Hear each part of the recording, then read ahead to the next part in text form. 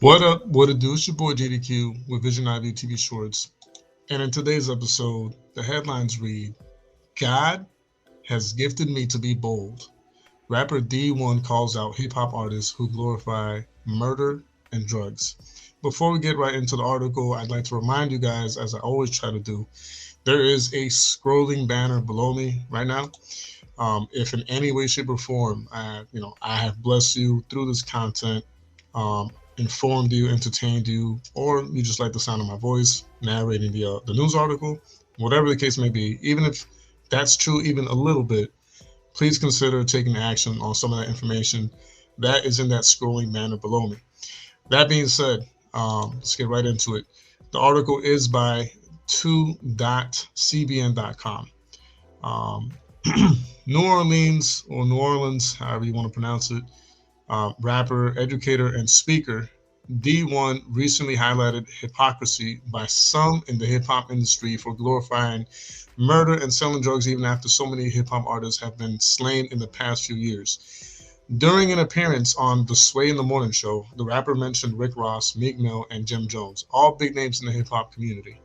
Jim Jones, you can do better, brother. I love you too much. I love you too much not to be honest with you. Rick Ross, you could do better, brother. Meek Mill, you could do better, brother.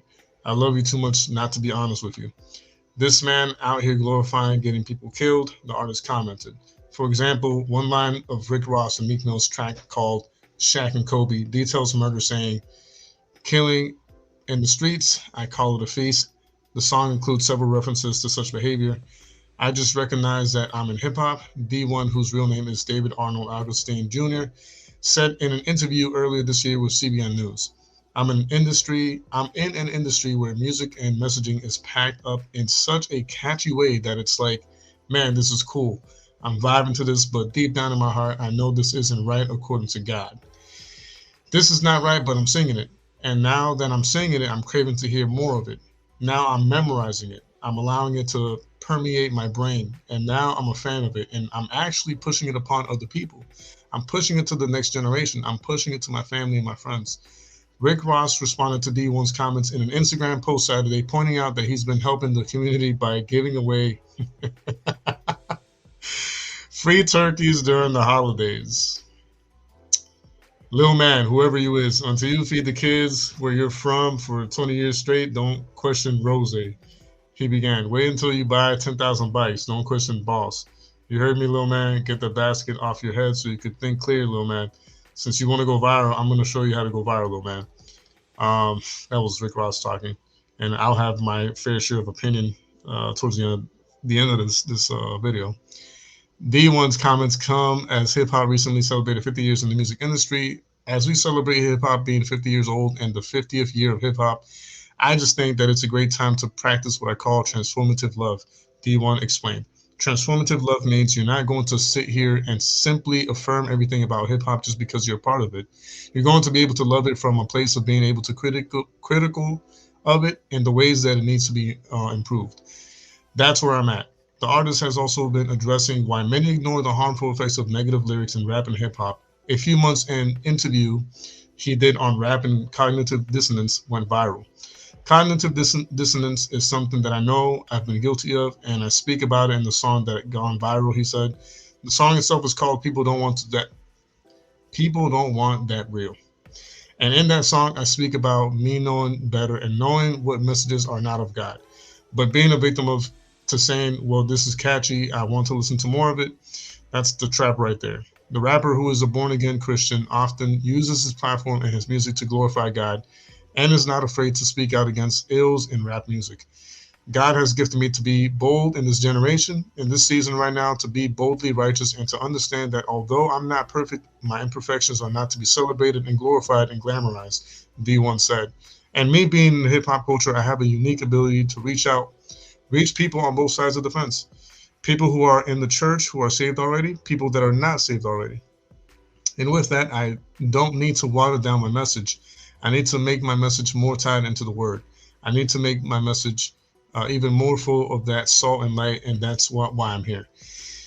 He also pushes back against the narrative of placing his race above his Christian faith. Being pro-black, if it gets to the point where your identity is found in your blackness before it's found in being a child of God, that is a problem. That means your race and your ethnicity has become an idol, and we aren't supposed to have any idols. Meanwhile, D1, who started teaching middle school math in Baton Rouge, after graduating from LSU in 2008, now serves as a professor at Tufts University. He also serves as the Nasir Jones Hip Hop Fellow at Harvard University. During his time at Harvard, he wrote a children's book titled David Found His Slingshot, which is based on his being bullied while growing up. It was not fun, he told TBN News. When I was first starting elementary school and just a bright-eyed young man going to school, I definitely didn't think I would encounter getting bullied. All these years later, I can still remember that sense of fear I had going to school every day because I was afraid of when I would run into this bully, this bigger student who would always, pick on me. It affected my desire to want to go to school and my ability to concentrate while I was in school. By the grace of God, I was able to not get permanently hindered by being bullied, and I was able to turn a corner to where I can use that experience years later to help other students so they don't have to go through what I went through. So I want to scroll back here to what Rick Ross said real quick. So this is a quote from Rick Ross directing himself to D1. He says, "Little man, whoever you is, until you feed the kids where you're from for 20 years straight, don't question Rose," he began. "Wait until you buy 10,000 bikes. Don't question boss. You heard me, little man. Get the basket off here." Listen, and we've kind of talked about this before in the past. And I'll make this quick because I know I've already been past 5 minutes, but y'all lucky I don't cuss. Y'all lucky I don't cuss or curse. It's not of me to cuss and curse. But I want to make myself crystal clear.